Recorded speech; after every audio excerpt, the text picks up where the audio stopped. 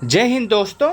जैसा कि आप सबको पता होगा, रेलवे एनटीपीसी का एग्ज़ाम डेट जारी कर दिया गया है और आपके एग्ज़ाम के लिए सिर्फ और सिर्फ 20 दिन बचे हैं। ऐसे में सभी के मन में सबसे बड़ा सवाल यही है कि लास्ट 20 दिन में हमको अपनी पढ़ाई कैसे करनी चाहिए, हमें क्या पढ़ना चाहिए, कितना पढ़ना चाहिए, कैसे पढ़ना चाहिए, प्रैक्टिस सेट को हमको कैसे लगाना है और लास्ट 20 दिन की हमारी स्ट्रेटेजी क्या होनी चाहिए जिससे हम अपने पूरे सिलेबस को कंप्लीट कर सकें और उसके साथ साथ ज़्यादा से ज़्यादा रिवीजन कर सकें जिससे हमारा स्कोर इम्प्रूव हो सके और हमको रेलवे एनटीपीसी में सिलेक्शन मिल सके। तो आज की इस वीडियो में मैं आप सबसे लास्ट 20 दिन के स्ट्रेटेजी के विषय में बात करूंगा कि लास्ट 20 दिन में आपका अप्रोच क्या होना चाहिए। तो आप सभी लोग इस वीडियो को लास्ट तक अवश्य देखिएगा।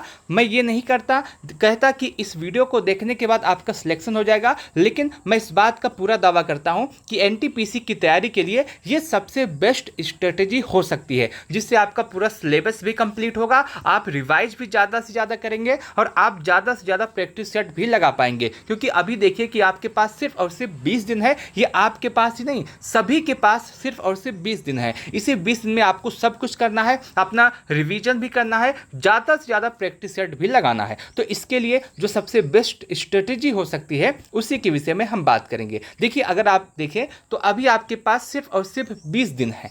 आप इस 20 दिन को, इसमें प्रत्येक दिन को आप 2 भागों में डिवाइड कर सकते हैं। इस 20 दिन को नहीं, आप प्रत्येक दिन को, अभी आपके पास 20 दिन है, 20 दिन को आप 2 भागों में डिवाइड कर लीजिए। आप अपने सुविधा के हिसाब से, अगर आप चाहते हैं कि आप लगातार 10-12 घंटा लगातार पढ़ाई कर सकते हैं तो डिवाइड करने की कोई आवश्यकता नहीं है। लेकिन अगर आपको बीच बीच में आराम करने की आवश्यकता है तो 5 घंटे या फिर 6 घंटे का 2 शिफ्ट बनाइए और उसके बाद आप अपनी पढ़ाई शुरू कीजिए, क्योंकि बीच में आराम करना भी बहुत ज़्यादा ज़रूरी है। इसलिए मैं आपसे बता रहा हूं कि आप प्रत्येक दिन के लिए आप एक स्ट्रेटेजी बनाइए और प्रत्येक दिन के लिए आप अपने पूरे दिन को 2 भागों में डिवाइड कर लीजिए। 2 भागों में डिवाइड करने से ये फायदा होगा कि आप मान लीजिए शुरुआत के 6 घंटे पढ़े या फिर 5 घंटे पढ़े, उसके बाद आप थोड़ा सा आराम किए, आराम करने के बाद फिर से आप पढ़ाई शुरू कर दीजिए, तो आपका पूरा याद भी होगा और आपको सही से बातें स्पष्ट भी होंगी। अगर आप लगातार 10 घंटा या 12 घंटा पढ़ाई करेंगे तो आप बिल्कुल भी 10 या 12 घंटा कोई पढ़ाई लगातार नहीं कर सकता है। देखिए, इसलिए मैं आपसे कह रहा हूं कि आप अपने प्रत्येक दिन को 2 भागों में डिवाइड कर लीजिए। अब आपके मन में सवाल आएगा कि 2 भागों में डिवाइड करना क्यों है, तो मैं आपको बता दूं कि जब आप 2 भागों में डिवाइड करेंगे आप अपने प्रत्येक दिन को, तो पहला जो भाग होगा इसमें आपको प्रीवियस ईयर क्वेश्चन पेपर लगाना है और दूसरा जो भाग होगा इसमें आपको रिवीजन प्लस प्रैक्टिस सेट लगाना है। अब आप सवाल पूछेंगे कि हमको प्रीवियस ईयर क्वेश्चन पेपर लगाना ही क्यों है या फिर हमको प्रैक्टिस सेट लगाना ही क्यों है, अभी मेरा सिलेबस नहीं कंप्लीट हुआ है या फिर हमको रिवीजन करना है। तो मैं आपको बता दूं, आपका सिलेबस भी इसी से कंप्लीट होगा, आपका रिवीजन भी इसी से होगा। कैसे होगा मैं आपको बताता हूं। मान लीजिए आप सबसे पहला जो आपका दिन का शुरुआत है उसमें आप अपना प्रीवियस ईयर क्वेश्चन पेपर को सॉल्व करते हैं। आपने एनटीपीसी का कोई प्रीवियस ईयर क्वेश्चन पेपर उठाया, आप उसको सॉल्व करें, तो आपको वहां से क्या क्या सीखने के लिए मिलेगा। एक, आपके पेपर का लेवल क्या आता है, पहला चीज। दूसरा कि आपको क्या पढ़ना है, कैसे पढ़ना है, कितना पढ़ना है और उसके साथ साथ आपके लिए इंपॉर्टेंट टॉपिक क्या हो सकता है। मैं आपको एक बात बता दूं कि रेलवे की एक खास बात यह है कि वह प्रीवियस ईयर क्वेश्चन पेपर को बहुत ही ज़्यादा फॉलो करता है। लगभग 70 से लेकर के 80% क्वेश्चन आपके प्रीवियस ईयर से हूबहू मिल जाते हैं। हो सकता है मान लीजिए मैथ का कोई सवाल है, उसमें अंक बदले जाते हैं, बाकी सब कुछ लगभग सेम होता है, तो तरीका सेम होता है, लेकिन जो अंक होता है उसमें बदलाव कर दिया जाता है। इसीलिए मैं आपसे कह रहा हूं कि यदि आप प्रीवियस ईयर क्वेश्चन पेपर को लगाएंगे तो आपको मैथ को लगाने का तरीका पता चलेगा, आपको रीजनिंग का सॉल्व करने का तरीका पता चलेगा। उसके बाद जो आपका जीके जीएस है उसमें इंपॉर्टेंट टॉपिक क्या है आपको वो पता चलेगा। इसीलिए सबसे पहले आपको क्या करना है, प्रीवियस ईयर क्वेश्चन पेपर को सॉल्व करना है। प्रीवियस ईयर क्वेश्चन पेपर आपका मुश्किल से 2 घंटे 1 घंटे में सॉल्व हो जाएगा। 1 घंटे में सॉल्व करने के बाद आपको जो आता है उसको लगाइए, जो नहीं आता उसको छोड़ दीजिए। उसके बाद जब आप सबमिट करेंगे, सबमिट करने के बाद आपका पूरा खेला शुरू हो जाएगा। आपने पहला practice set previous year question paper solve किया, उसको सबमिट किया, सबमिट करने के बाद आप एनालिसिस करना शुरू करेंगे। लेकिन एनालिसिस करने में ही आपको रिवीजन भी करना है और आपको पढ़ना है। कैसे पढ़ना है मैं आपको बताता हूँ। मान लीजिए आपने previous year question paper solve किया और उसमें से मैथ टॉपिक का एक सवाल गलत हो गया, मान लीजिए मैथ में आपसे परसेंटेज का सवाल गलत हो गया, तो उसी समय आप अपने नोट्स को उठाइए और परसेंटेज के जितने भी तरीके आपने अपने नोट्स में लिखा है या आपके पास जो बुक है आपने उसमें जितने भी परसेंटेज के टाइप नोट किए हैं या आपके बुक में जो परसेंटेज का टाइप है सबका फार्मूला और उस फार्मूला से संबंधित एक सवाल, दो सवाल या तीन सवाल आप उसी समय हल कर लीजिए और यही सोच के हल कीजिएगा कि आज का जो टॉपिक हमसे गलत हुआ है भविष्य में इस टॉपिक से कोई भी सवाल आएगा तो हमसे गलत नहीं हो सकता है। अगर आप ऐसे करेंगे तो आपको क्या फ़ायदा होगा? एक, आपका रिवीजन होगा ही होगा, जाहिर सी बात है आपका प्रैक्टिस सेट भी आप सॉल्व इसी के माध्यम से कर पाएंगे और इसके साथ साथ आप देखेंगे कि इम्पॉर्टेंट टॉपिक क्या है ये भी आपको पता चलता चला जाएगा। आप मान लीजिए जीके जीएस का कोई भी सवाल गलत हुआ आपसे प्रीवियस ईयर क्वेश्चन पेपर में, तो उसी समय जीके जीएस का अपना नोट्स उठाइए और उसी टॉपिक को, मान लीजिए गांधी युग से कोई भी सवाल आपका गलत होता है तो उसी समय गांधी युग को पूरा उठाइए और उसको पूरा रिवाइज कर लीजिए। यही सोच के रिवाइज कीजिएगा कि आज के बाद गांधी युग से कोई भी सवाल गलत नहीं होगा। मैं आपको दोबारा बता दूं कि जो आपका प्रीवियस ईयर क्वेश्चन पेपर होता है ये मोस्ट इंपॉर्टेंट है इस समय, लास्ट के समय में, क्योंकि रेलवे जो होता है ये ज़्यादा से ज़्यादा प्रश्न लगभग 70 से 80 प्रश्न अपने प्रीवियस ईयर के आधार पर बनाता है, इसलिए आपको प्रीवियस ईयर अवश्य सॉल्व करके जाना चाहिए। प्रीवियस ईयर सॉल्व करने से आपका सब कुछ फायदा होगा, आपका सिलेबस भी कंप्लीट होगा, आपका रिवीजन भी होगा, आपकी तैयारी भी होगी, आपका प्रैक्टिस सेट में आपका टाइम मैनेजमेंट सही होगा, टाइम भी इंप्रूव होगा, सारी चीज़ें आपको प्रीवियस ईयर क्वेश्चन पेपर और प्रैक्टिस सेट से मिल जाएगी। आप इस बात को समझे होंगे कि आपका प्रीवियस ईयर क्वेश्चन पेपर क्यों ज़रूरी है, क्योंकि यहाँ से प्रीवियस ईयर से 70 से 80% पूछे जाते हैं, लगभग हूबहू रहते हैं। इंपॉर्टेंट टॉपिक आपको पता चलेगा कि जीके जीएस में, मैथ में, रीजनिंग में कौन सा टॉपिक इंपॉर्टेंट है, उसके साथ साथ उसमें क्या किस लेवल तक प्रश्न पूछे जाते हैं, ये सब कुछ आपको पता चलेगा। आपको पता चलेगा कि आपको क्या पढ़ना है, कितना पढ़ना है, और आपको यह भी पता चलेगा कि आपको क्या नहीं पढ़ना है। तो ठीक है, 20 दिन की जो सबसे बेस्ट स्ट्रेटेजी हो सकती है वही मैं आप सबके सामने लेकर आया हूँ। आप देखेंगे यहाँ से आपको क्या पता चलेगा कि previous year question paper solve जब आप शुरुआती के पहले समय में करेंगे, पहले फेज में करेंगे, पहले भाग में करेंगे और उसके बाद उसका एनालिसिस करेंगे। एनालिसिस करने में अगर आपका 2 घंटा, 3 घंटा, 4 घंटा, 5 घंटा लगता है कोई बात नहीं, लेकिन आपको एनालिसिस सबसे बेस्ट तरीके से करनी है। प्रीवियस ईयर क्वेश्चन पेपर में जितने भी टॉपिक पूछे गए हैं उन सभी टॉपिक का आपको रिवीजन करना है, जितना भी हो सके उतना रिवीजन करना, चाहे उसके लिए 5 घंटे ही क्यों ना लग जाए।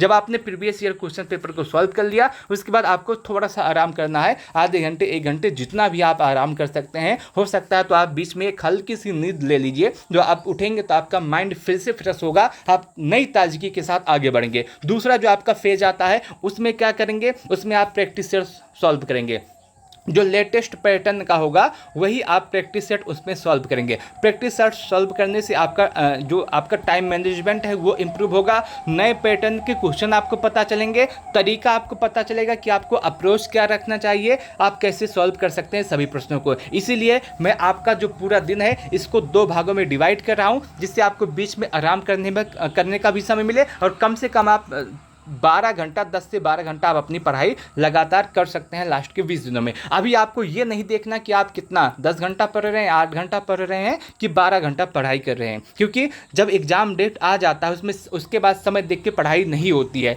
समय देख कर पहले पढ़ा जाता है जब तक एग्ज़ाम डेट नहीं आता है।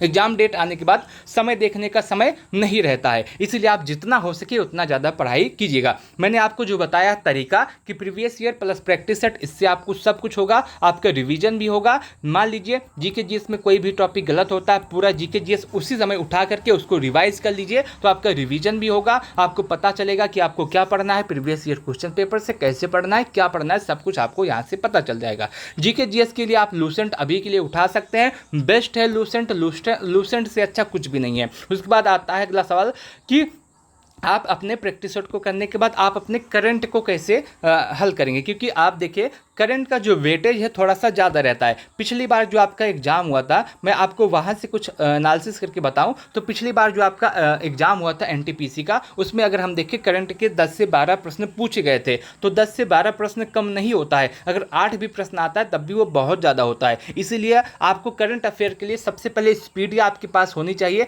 स्पीडी अगर आपके पास नहीं है तो आप ले आइए, 80 या 100 120 रुपये के आसपास आपको मिल जाएगी। स्पीडी आप ले आइए, और उसके साथ साथ हो सकता है तो आप कीजिए क्रेजी जी के ट्रिक, जो आपका यूट्यूब पे चैनल है वहाँ पे वीडियो उपलब्ध हो जाएंगे। अगर आपको वीडियो देखना है वहाँ से वीडियो देख सकते हैं, या फिर कुमार गौरव सर का वीडियो आप देख सकते हैं। पूरा एक ही वीडियो में उन्होंने कंप्लीट करवाया है पूरे मंथ का, तो आप उसके भी देख सकते हैं। कम से कम आज जो दिनांक है, आज से 6 महीने पहले का जितना भी करंट अफेयर है आप इसको दोहरा लीजिए।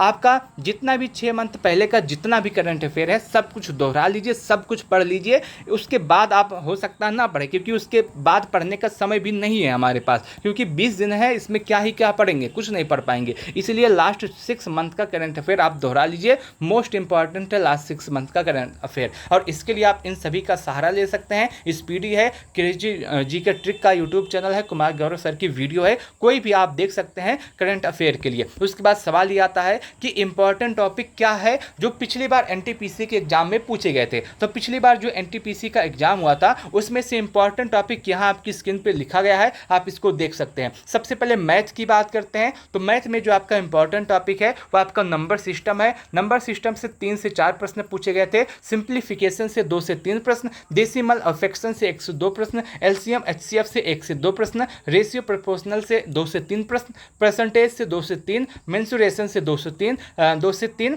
टाइम एंड वर्क से 1 से 2 प्रश्न, टाइम एंड डिस्टेंस से 1 या 2 प्रश्न। उसके बाद simple interest and compound interest से 2 से 3 प्रश्न, प्रॉफिट एंड लॉस से 2 से 3 प्रश्न, और उसके बाद अलजेब्रा से 1 से 2 प्रश्न, जियोमेट्री से 1 या 2 प्रश्न। उसके बाद आपका स्टैटिक्स से 1 प्रश्न पूछा गया था, और डीआई से आपका 1 प्रश्न पूछा गया था। ये सभी जो आपके इंपॉर्टेंट टॉपिक है यहाँ पे लिखे गए हैं, एक बार आप इसको दोबारा देख लीजिएगा। और उसके बाद बात करते हैं रीजनिंग के विषय में। तो रीजनिंग के विषय में हमने यहाँ पे पूरा सब कुछ लिखा गया है कि पिछली बार जब एनटीपीसी का एग्जाम हुआ था तो उसमें रीजनिंग में कौन कौन से टॉपिक है जहां से प्रश्न पूछे गए थे, जिसमें आपका सबसे पहले आता है एनालॉजिकल रीजनिंग में। उसके बाद number, alphabet series, coding decoding, mathematical operation. उसके बाद सिंपल, उसके बाद आपका रक्त संबंध ब्लड रिलेशन आता है, जहाँ से 1 से 2 प्रश्न पूछे गए थे।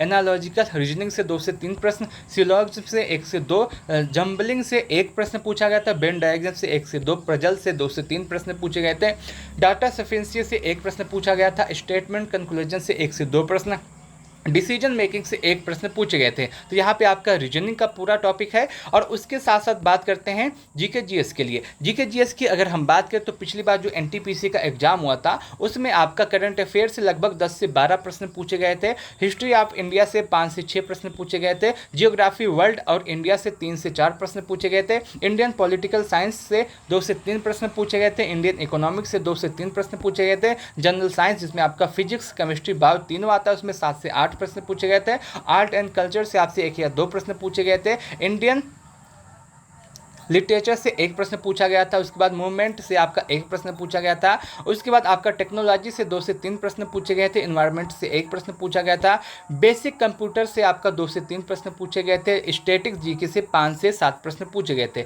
ये आपका पूरा जीके जीएस का इंपॉर्टेंट टॉपिक यहाँ पे दिया गया है। तो आपके तीनों इंपॉर्टेंट टॉपिक दिए गए हैं, आप इन सभी से लगभग संबंधित 100-200 सवाल जितने भी हैं आप सब कुछ लगा सकते हैं। और इसके लिए सबसे बेस्ट तरीका रहेगा आप प्रीवियस ईयर क्वेश्चन पेपर को सॉल्व कर लीजिए। लास्ट 20 दिन की जो आपकी स्ट्रेटेजी होनी चाहिए वो यही होनी चाहिए। इससे आपका क्या होगा, आप ज़्यादा से ज़्यादा प्रैक्टिस सेट भी आप लगा लेंगे, आप ज़्यादा से ज़्यादा रिवाइज भी कर लेंगे, आप ज़्यादा से ज़्यादा जो है अपने सिलेबस को कंप्लीट कर पाएंगे। सारी तैयारी आपको इस तरीके से हो जाएगी। अगर आपको यह तरीका अच्छा लगता है तो आप इसे फॉलो कर सकते हैं, नहीं अच्छा लगता तो आप दूसरे किसी तरीके से के साथ जा सकते हैं। बस आपका लक्ष्य यही है कि आपको सिलेक्शन लेना है, तरीका कोई भी हो। एक ही स्थान पे जाने के 20 तरीके होते हैं, आप किसी भी रास्ते से जा सकते हैं। बस आपका लक्ष्य यही है कि आपको इस मंजिल तक पहुँच पहुंचना है, बस वहीं तक पहुंचने के लिए आप कुछ भी करना पड़े आपको करिएगा। तो मैं उम्मीद करता हूं कि आपको यह जानकारी अच्छी लगी होगी, आपको यह वीडियो अच्छा लगा होगा। इस वीडियो को लास्ट तक देखने के लिए आप सबका बहुत बहुत धन्यवाद।